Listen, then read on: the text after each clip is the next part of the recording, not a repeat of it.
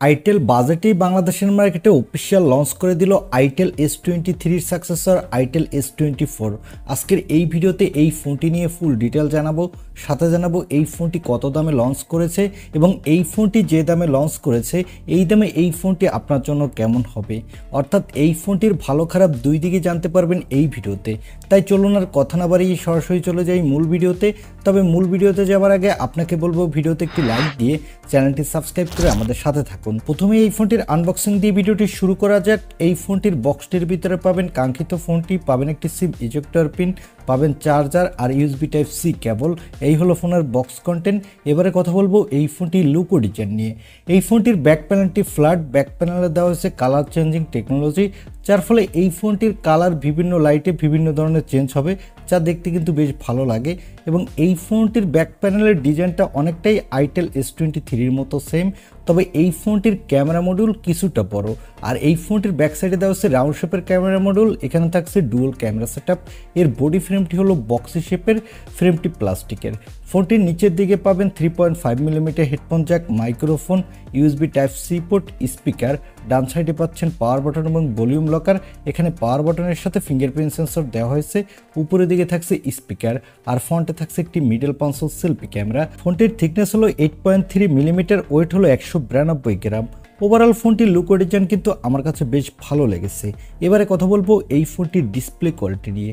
ফোনটির ডিসপ্লেটি সাইজ হলো 6.6 ইঞ্চি মাপের একটি HD plus IPS LCD display, সাথে থাকছে 90 হার্টজ রিফ্রেশ রেট এবং এই ডিসপ্লেটির পিপিআই ডেনসিটি হলো 267। ডিসপ্লেটির স্ক্রিন টু বডি রেশিও হলো 84.8%।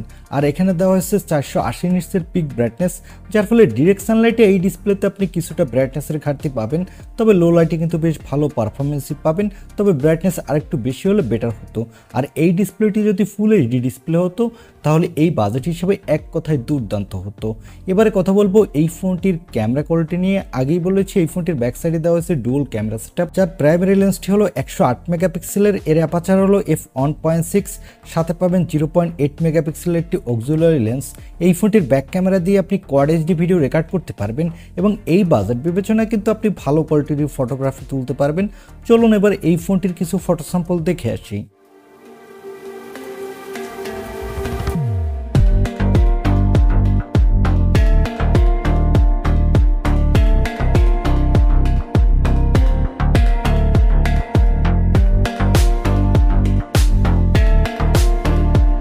এই ফোনটির ফটো স্যাম্পল থেকে আমার কাছে মনে হয়েছে এই ফোনটির ক্যামেরা কোয়ালিটি বাজেট বিবেচনায় ঠিকই আছে। আর এখানে সেলফির জন্য পাবেন 8 মেগাপিক্সেলের সেলফি ক্যামেরা। এই ক্যামেরাটি দিয়েও আপনি কোয়াড এইচডি ভিডিও রেকর্ড করতে পারবেন, আর এখানেও আপনি বাজেট বিবেচনায় মোটামুটি ভালোই সেলফি তুলতে পারবেন।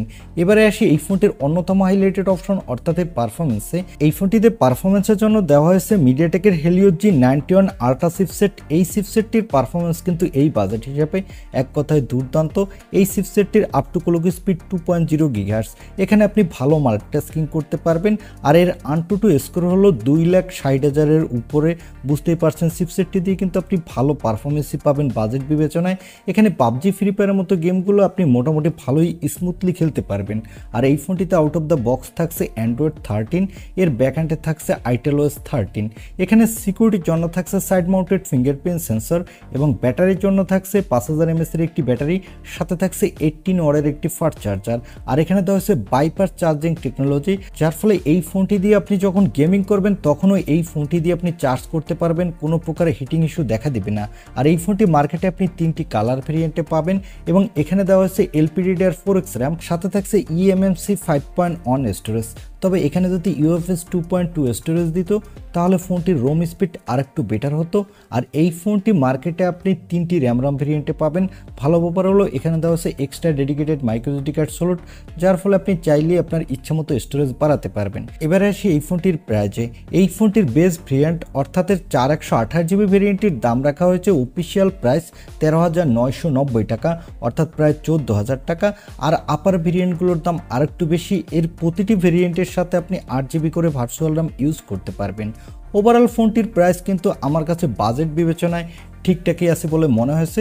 তবে এই ফোনটির একটাই ড্রব্যাক, এই ফোনটি যদি ফুল এইচডি ডিসপ্লে দিত তাহলে বাজেট বিবেচনায় এই ফোনটি one of the best phone হতো, একটা ক্লিয়ার ফোন হতো এই বাজেটে।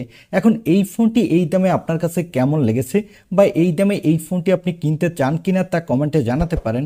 আর ভিডিওটি ভালো লাগলে অবশ্যই একটি লাইক দিয়ে চ্যানেলটি সাবস্ক্রাইব করে আমাদের সাথে থাকুন। দেখা হবে নেক্সট ভিডিওতে। আজকের মতো আল্লাহ হাফেজ।